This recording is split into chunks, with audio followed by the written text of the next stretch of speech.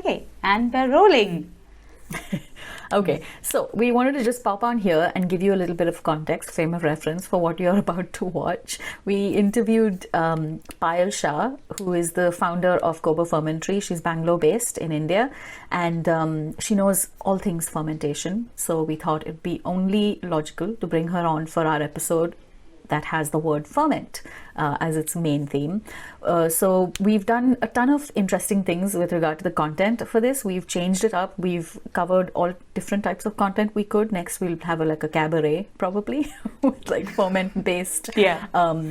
Interpretative so dance look forward to that. Fermentation. Yeah. So I'll let Ragini tell you about the different types of content we did for this episode.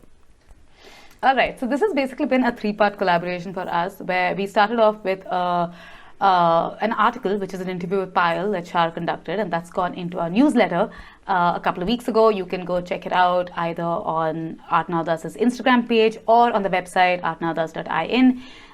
It's a great read. I highly recommend it. It's a bunch of absolutely bizarre fermenting stories along with some extremely banal fermenting stories, but it's just Payal's just this amazing fountain of knowledge, as you will now see in the rest of the episode, and I highly recommend just taking catching that. Part 2 was actually our episode that released last week on the word ferment. That was pretty much the same format as what we always do, which is Shar me exchanging a bunch of facts that we found around the word, So that went out last week, and you can either listen to it on this YouTube channel itself, it should be the episode just before this, or wherever else you get your podcasts. If you are listening to us on Spotify or Apple, though, I will ask for a small request. Please do rate us if you've enjoyed the episode. If you haven't, I would recommend not rating us in that case. Don't. And if you really enjoyed it, please drop us a review. It helps us a lot, apparently. I think that's what we've been told. But we've been asking, and we're going to see if it makes a difference. Okay, part 3, and here's where I mentioned none of these parts are mutually inclusive. You can absolutely listen to them by themselves and not, so you can jump into part 3 without having heard part 1 and 2. Part 1 and 2 are great reads and great listens though, so I absolutely recommend doing that, but you don't have to. If you are jumping into part 3, Shar will tell you what to expect, and then you are just jumping straight in. So I won't keep you guys any longer from the super interesting content. We interviewed Payal, we had a chat to her, we asked her interesting questions that we thought were interesting about fermenting. And as always, Payal delivers. There's a ton of stuff in there, in her head, that came out into the recording. And I guess, just enjoy.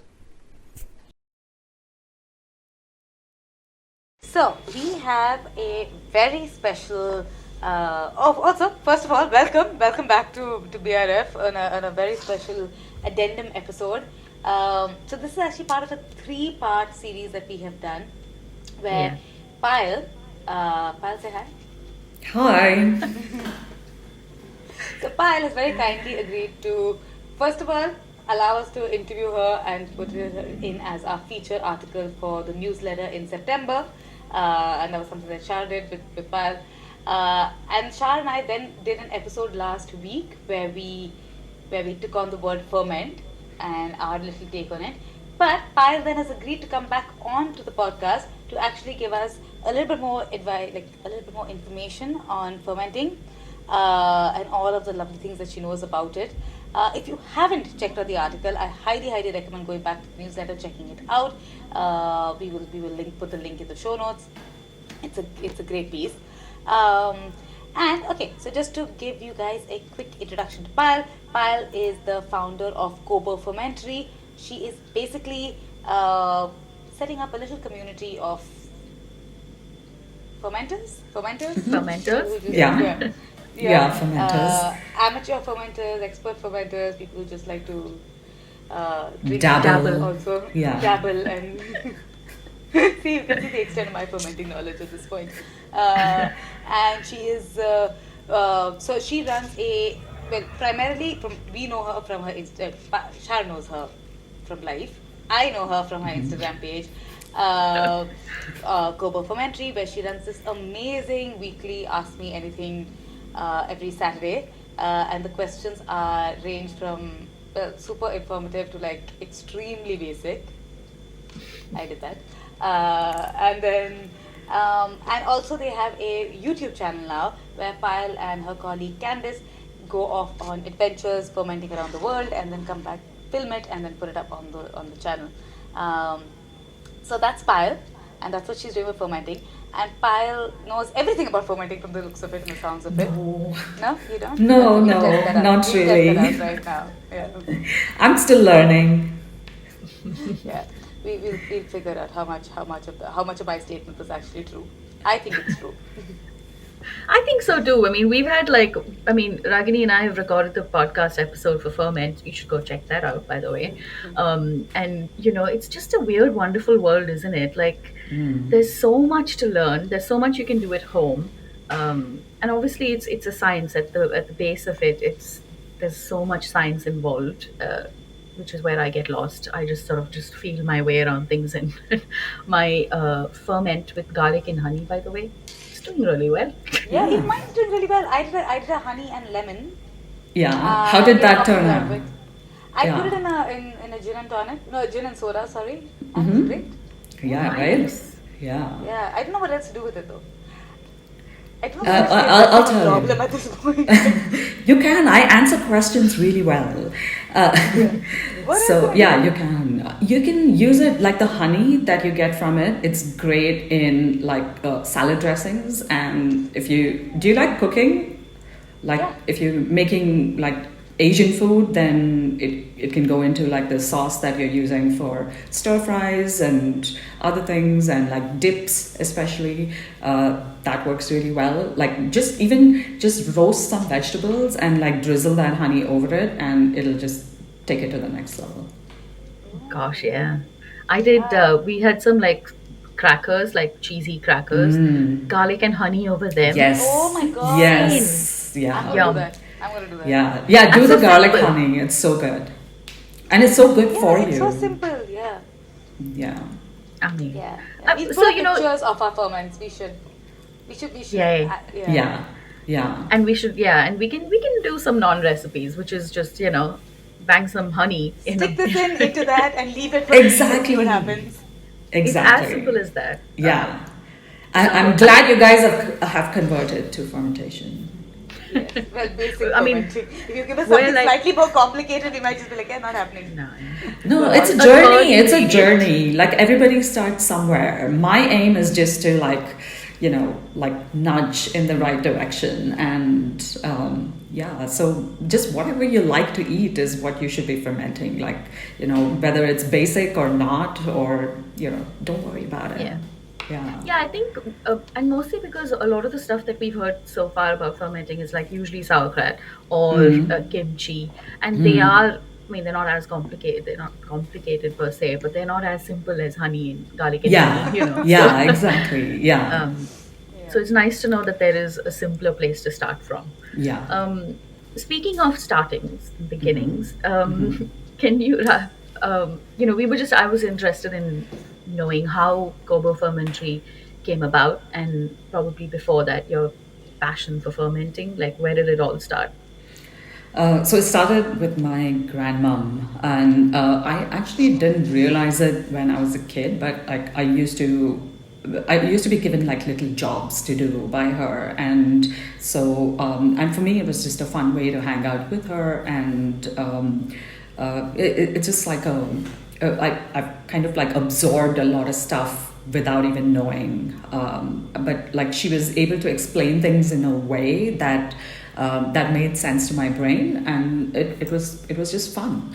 So this was when I was maybe like 5, I don't know, and but then like I got obsessed with it around the time I was 18, and I got obsessed with ginger beer, and I started making like all kinds of different versions of it, and like the first few batches were like hooch, but and like some smelled like floor cleaner and things like that, but like it taught me a lot, and I learned how like the obsession of like continuing to try and achieve something, but like also just understanding what's going on, because each batch is different, and then I discovered Sandra Katz's book, Wild Fermentation, which I totally recommend if you're getting into fermentation.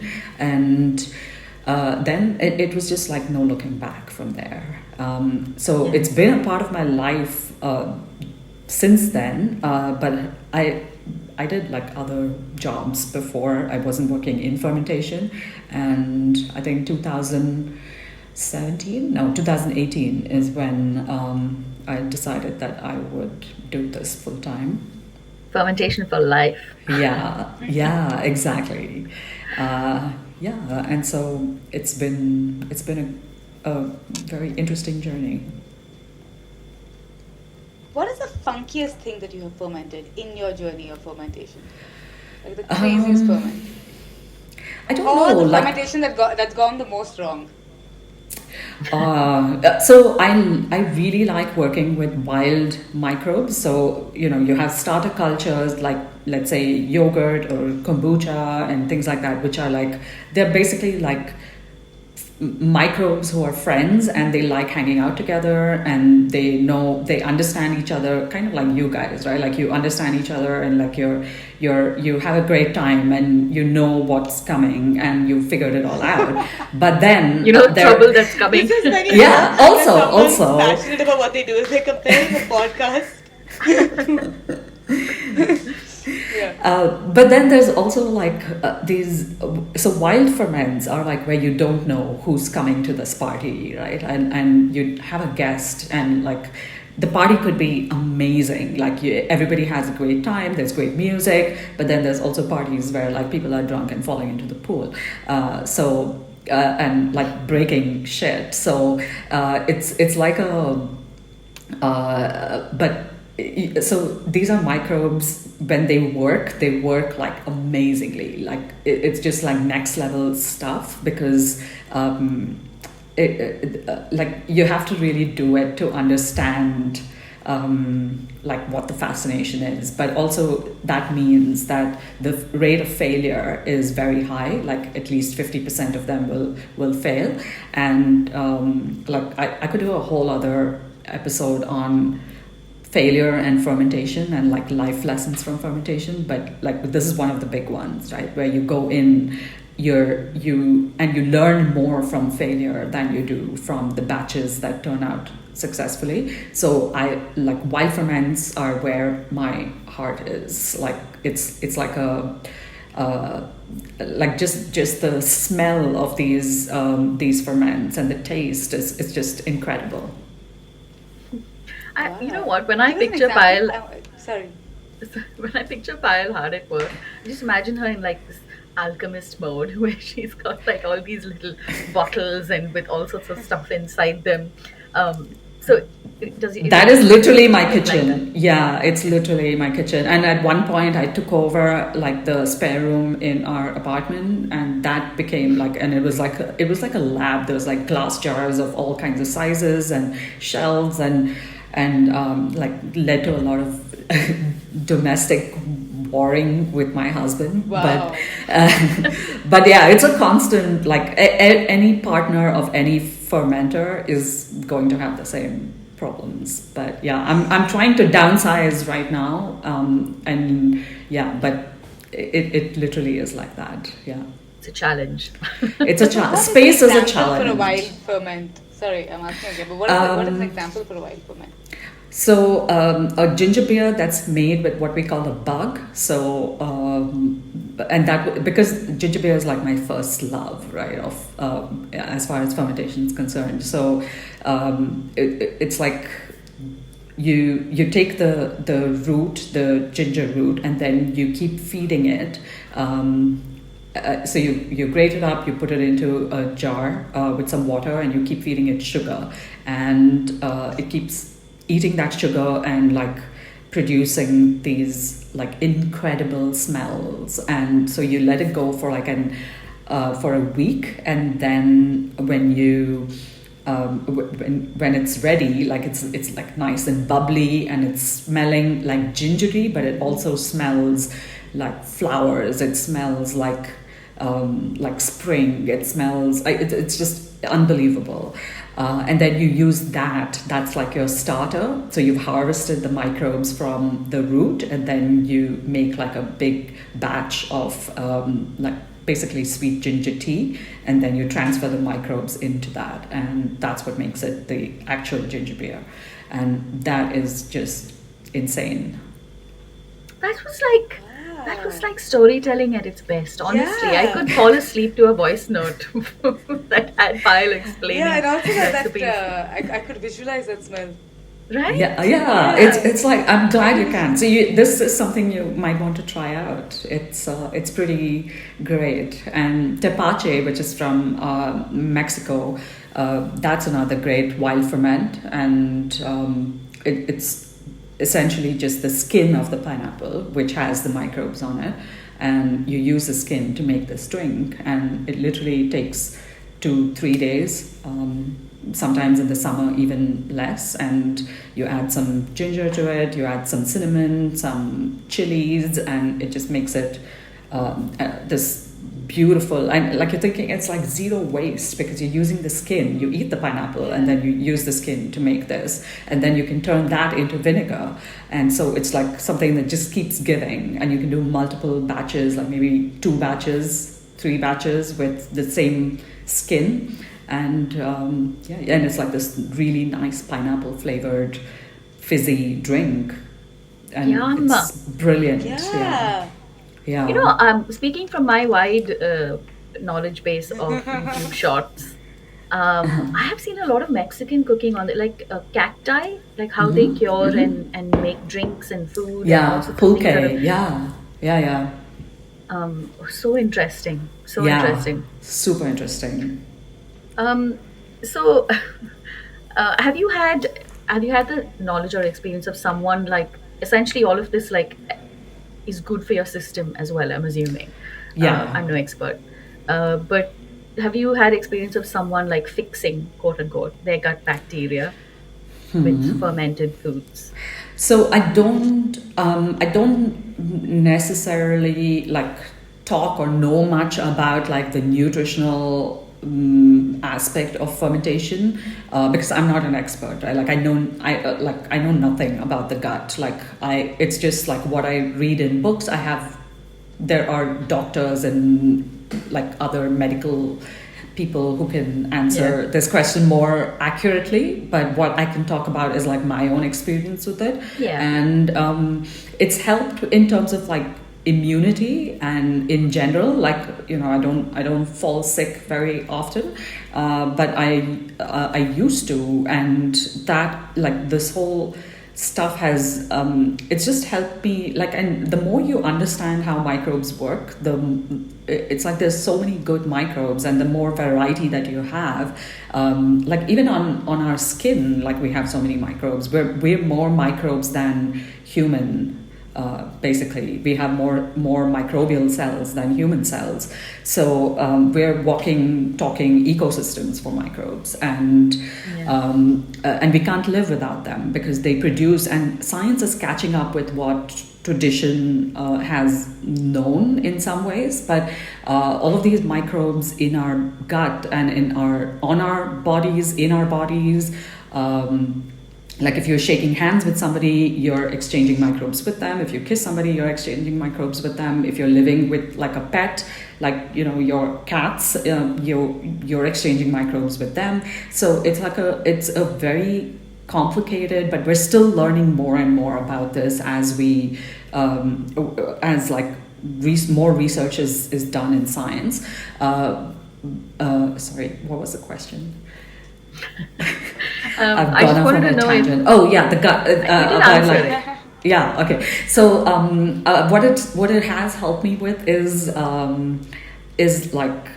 just managing symptoms of allergies and intolerances and things like that. Like I still avoid a lot of stuff, but the reactions are not as bad, and sometimes like your gut is very resilient, so it tells you if it's not happy, and it's just about recognizing those symptoms and just seeing, like, knowing that okay, something needs to be fixed in there. So it's been pretty interesting to learn more about how it works with like health and nutrition. And yeah, it's just something that I will continue to do because there is so much that even scientists don't know. Like even the connection between your gut and your brain, and like the how like things that are produced in your gut, like neurotransmitters and like brain chemicals essentially are they're produced in your gut and then travel to your brain, and so we basically can't function without them, and the more variety that we have, the better. Super interesting. Yeah. I mean, we've in our Ragini had a very interesting topic in our podcast episode that had to do with the resilience of the gut and basically what people put inside their bodies. Yeah. With I the did. with the meat. Oh fermented- yeah. Yeah. High meat. That was. Yeah. I wouldn't even say it was interesting. I would say it was Yeah. unique, and I would stay away from it. But you should go listen to it, though. It's on a podcast. If you have the stomach for it. Yeah. The gut for it. Yeah. The gut for it, yeah. Are you just like? I wonder if you. Anyway, I'm not gonna go there. I didn't If I'm want to just start like a punning pun about today. it, yeah. No, I'm not. I can appreciate a good pun, but I'm not good at them. Like I have friends who are better than me at punning about fermentation. It's quite amusing. And we have actually in the past gone down a pun train or a pun spiral. So Ragini Yes. and I, like, we stay away from Yeah, it. we've decided to steer clear. Yeah, it's in our like statutes of BRF. Don't do punning. Do and stop. Yeah. So you know we speaking of like fermented like or unfermented chicken, whatever that that man in the podcast story was talking about.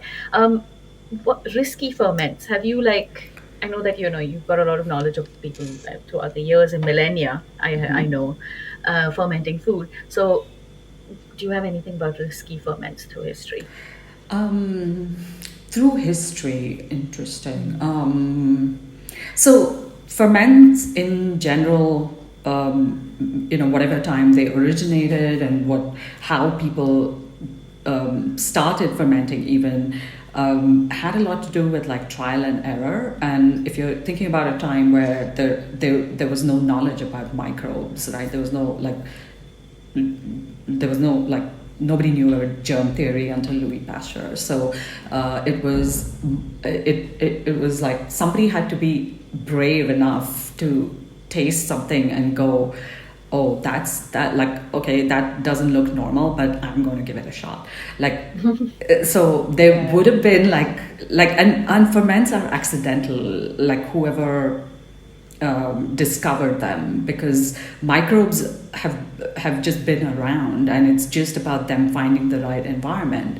And so when we talk about fermentation, we also talk about trusting your senses and like smelling stuff, and if it smells good, then to taste it. But it's so there would have been like quite a lot of risk that people took. But there's also but the fermentation it's an act of nature. So even animals like elephants and even wasps sometimes I think get like drunk on things that they're Fermented fruit. Yeah, fermented fruit and even like fermented honey in tree hollows that would have caught some rain, and all honey needs to ferment is like some extra water. So it just so it's in nature, and like anybody that had access to it, like I think monkeys as well sometimes. Like it's a seasonal thing, and so it's I think the best thing that came out of that is the videos of drunk animals. Yeah. Drunk baby elephants. Wow. Because that brings me to my next question. Can enough of anything fermented get you drunk? Repeat that, please. People. If you have enough of any fermented liquid. Mm-hmm. Of solid, I don't know, maybe food also. But can it get you drunk? Can it get human beings drunk? Yeah, of course. That's how beer was made, right? Like, and so Yeah, but I'm saying like you lighter start things, like non-alcoholic things. Like if Uh, you Like So- if you drink 20 gallons of kombucha, I think Ragini.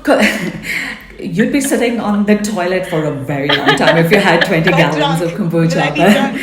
No, so you need like especially with kombucha, it's like a lot of the alcohol that's produced is like converted into vinegar essentially. So what kombucha is like in process tea vinegar, if you will, just a different set of microbes that are doing the job, and the thing. So you'd have to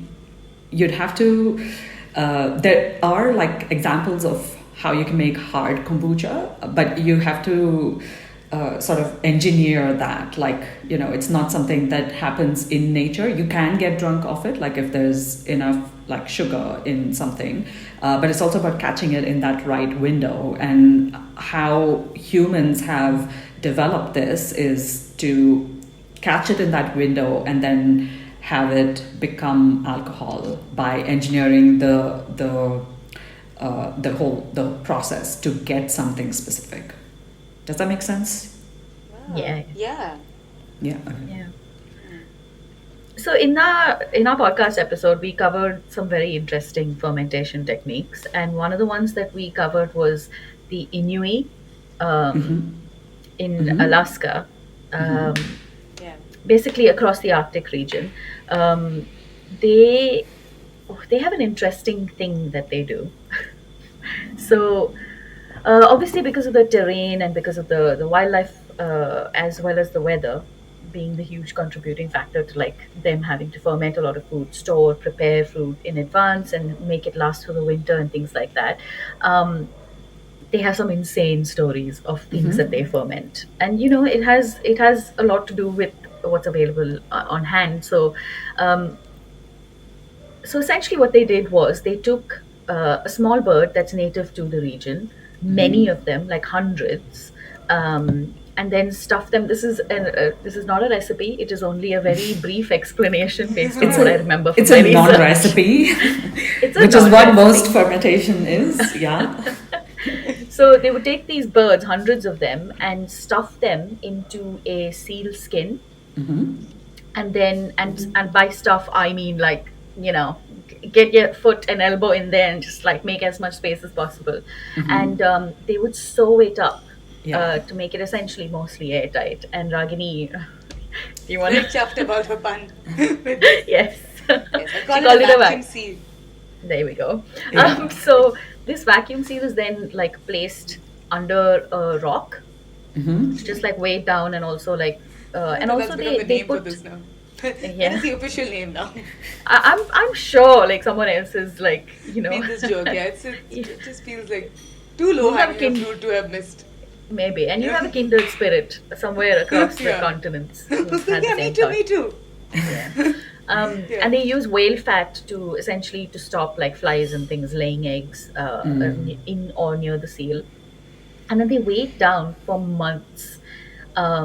And then when they retrieve it, sometimes in the winter and things like that, the birds are, or you can eat them individually. And I couldn't find videos of it. Unfortunately, there are some like illustrations and things like that, because obviously retreating permafrost and climate change and all of that has affected how people are fermenting or not able to ferment food anymore in regions like that. So okay, so do you have any kind of input on that? I'm sure you do. I do. So that is really interesting, and one of the ways that because fermentation is all around the world, right? And like you said, they people use what's available to them and around, like what's growing, what's alive around where they live, and so. What happens when they stuff the seal skin with the birds is that it ferments on the inside, but it's also like really not quite vacuum, like technically, but it's creating this anaerobic environment where there's no oxygen to come in, because for something to rot it needs oxygen, and so they're cutting that out, and the whale fat also functions as like a second like protective layer around it to stop the oxygen from entering, and it ferments inside the skin. And you could do this in like any sort of like stomach sac or like sheepskin, It's just easily available. yeah, and this is like something similar to this is done with like sheep, beef Bladder? or pork, not a bladder, but like the it's an Afghani dish, right? that whole area, like, and I've seen stuff in the Caucasus also, like Azerbaijan, Armenia, Georgia area. So it's like just old ways, because it forms a airtight seal around it, and then it's a way to age whatever you're fermenting, and a lot of times like these were done individually like by each family, but also like as a community sometimes. So and the purpose of putting the rock over it, like they bury it in the ground, and that also keeps it like temperature controlled, so they can leave it in there for like months at a time. And then the rock to weigh it down is because as the birds inside the seal skin ferment, they are going to let off some sort of like gas and enzymes and all of this, which will make the seal skin swell up, and you don't want it exploding, so that kind of like holds it down. And so it's like a weight, and we use weights even when we make like sauerkraut and other things. So it's the kind of to just protect it from like having access to the like air getting in or exploding. So it's super interesting. I'm glad you found that. Is it something you would try? Eat, you mean, or to do? Yeah. To eat. Like I'm not expecting any seals around. I know we've just only started having winter here in the UK. It's like the end of September, so I think the weather won't permit. I think it would depend. That's the crux. Yeah. I think it would depend on how it looked. What about you guys? For me, it would depend on how it smelled. Like there's there's fish versions of this sort of stuff, and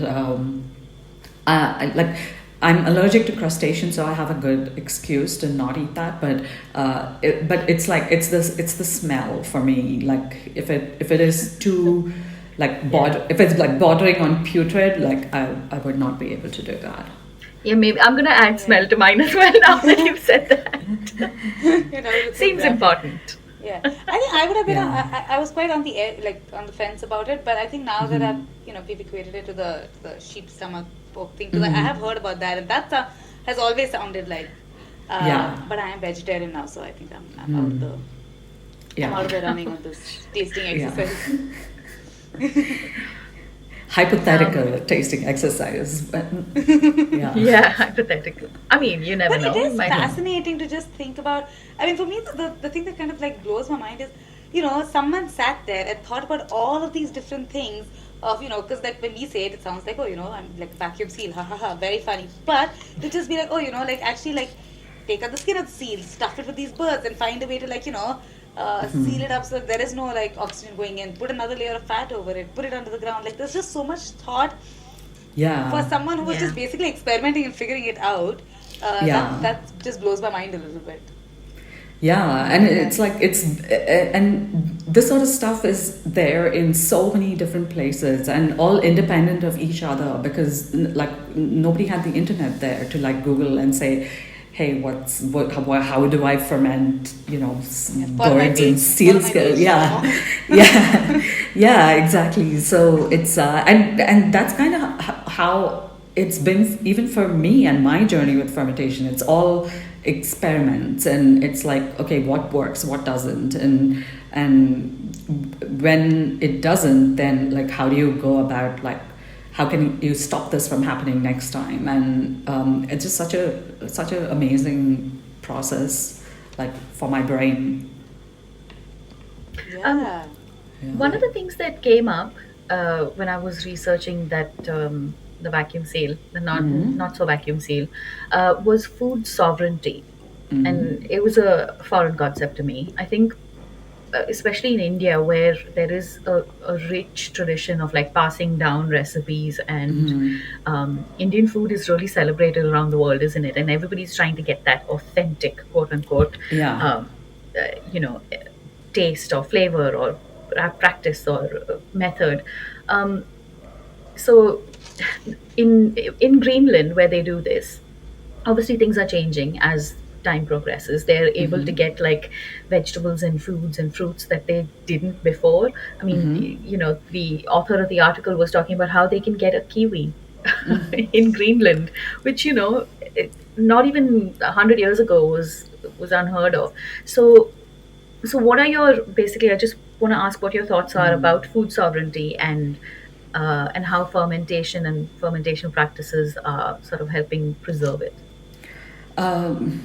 So if I understand correctly, like food sovereignty of like and authenticity of these things, it's not something that it's like a more of a modern concept, I guess. Like like it's not like what is authentic. Like everything. Like if we there are more like indigenous produce that grows in different places, and there's technology of like how you put these things together, and like all of this has like traveled with like people who migrate, and like like along trade routes, and like chilies, which most people equate with Indian food, were brought in by the Portuguese. We didn't have those. We only had peppercorns, and sorry.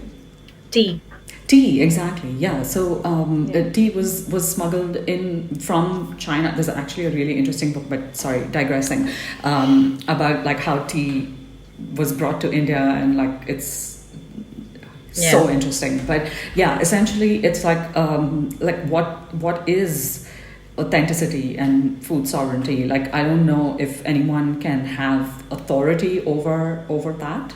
And just like how the technology of fermentation it's like it's microbes. It's not down to like any one human population. It's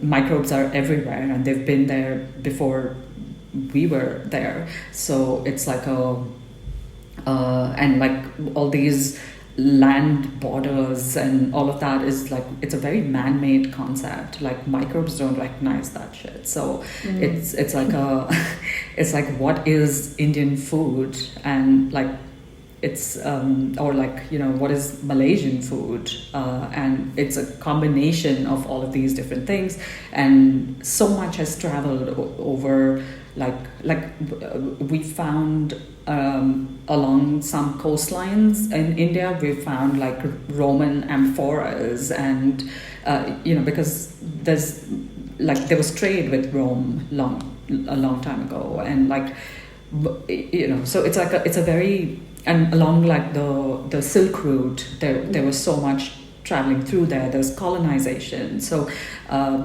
it's a very debatable topic, and that's how I look at it. Yeah, it's complex. See, I find that super interesting. That's a take that I haven't, like, obviously. Yeah, it's difficult to pin down, because then it's something that can be extrapolated to so many different things: national identity, cultural identity. There's so many, because that's a super interesting take on it. Yeah. Cool. Should we end with the granddaddy of the questions that you want to ask? Go on, Ragini. Okay. So I'm actually stealing Shara's question here, and so you can jump in and fix it if I get this wrong. But Payal, your take on this. Louis Pasteur defined fermentation originally as, and we came across this term while we were researching, respiration without air. Mhm. Okay, and the reason why I said it's the granddaddy of the questions is because somehow He's the one granddaddy of microbiology. Yeah. Yeah, see, Yeah. I knew I Yeah. read that right somewhere. But Yeah. what would you describe fermentation as? Yeah. So fermentation, and I've probably read this somewhere, and I can't remember where. Probably Sandor Katz's book, The Art of Fermentation, where fermentation is controlled rotting. So it's just about providing the right environment. So Louis Pasteur is right about it being, like, what was this called again? Sorry. Just so I get the word. Respiration without. Yeah. So sometimes there is oxygen, sometimes there isn't oxygen, and but what he brought to the whole, I guess, like human race was germ theory, and that saved like millions of lives, and that led to inventions of modern medicine, vaccination, modern medicine, essentially. Yeah, because people didn't know why they got sick before germ theory came about. So just mad props to him. But also it's like But then also germs became like the bad guy, right? And it's only very recently that has changed. And his contribution to fermentation was also just pasteurization, which is named after him, about why milk and beer and wine primarily go off, and to stop that, which then led to being able to industrialize these processes, make them more accessible, make them more commercial, etc. And yeah, so it's gone from like just having to use milk like right out of your like dairy cow, and to be made into different things, all the way to like all these like UHT type like nuked milk products that you can get in a Tetra Pak. Milk that isn't milk. Milk that isn't milk. Yeah. So it's gone through like a huge range of like different and everything in between, right? So and also affected how laws were made around production and these things. So like in the US, for example, raw milk is not legal to sell, I think, like because it's got its own like pathogens, and but you still see like old ways, like in especially around the Caucasus, in Azerbaijan, and even like up in the hills in remote Georgia and Armenia, there are like people who are milking cows and or sheep, and there's nothing, there's no like health and safety laws around it, and still making things the way that they did 3,000 years ago. And so that whole like spectrum of everything in between is something that we should explore and not take as like, I guess, law.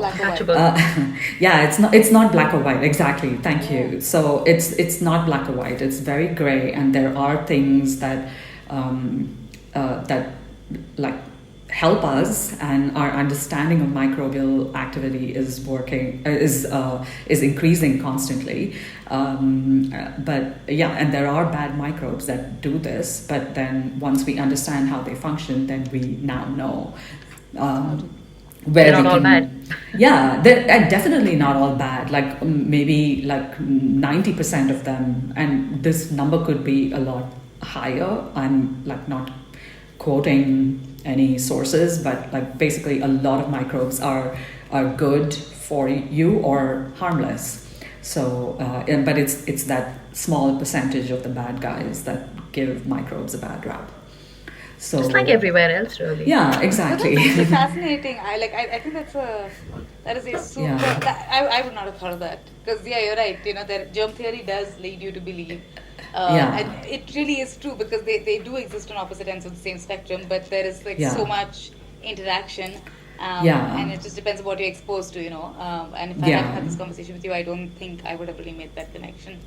But it did save like so many lives, and like it helped like with diseases like anthrax and all the so even how like not just dairy farming, but like how farmed animals behave farmed animals were treated, and all of that changed. So it was pretty groundbreaking, especially for the time. And I think the interplay is really fascinating. I actually didn't know raw milk was illegal in the US till I saw Schitt's Creek. There's an episode that was where like she orders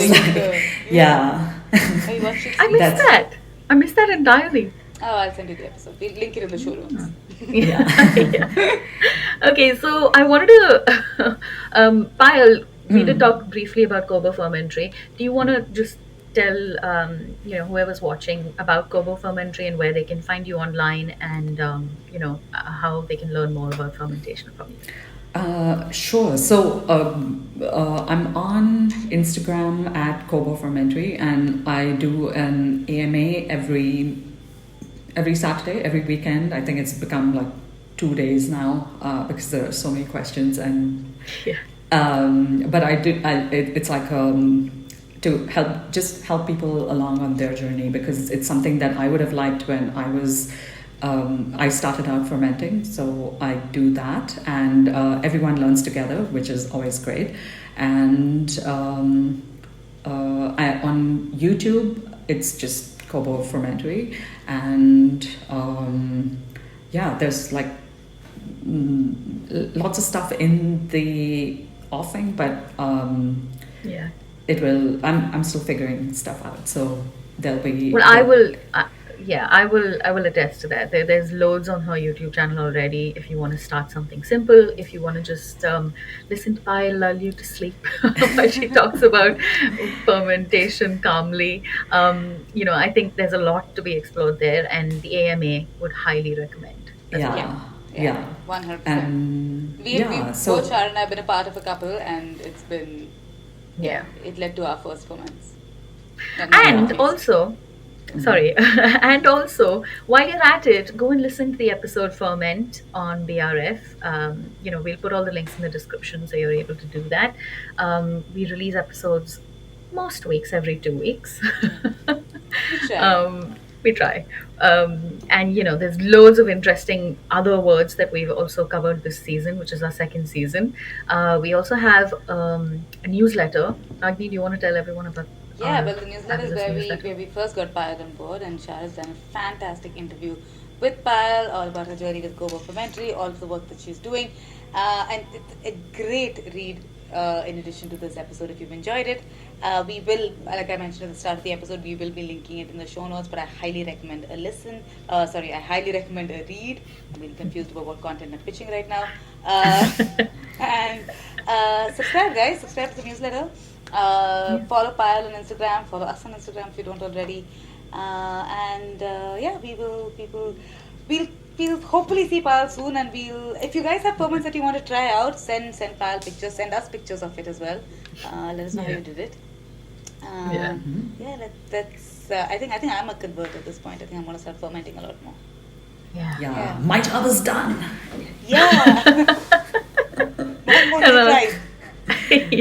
Exactly. Just spreading the love for microbes. Thanks so much, Payal. You're welcome. Thank you for having me. Bye.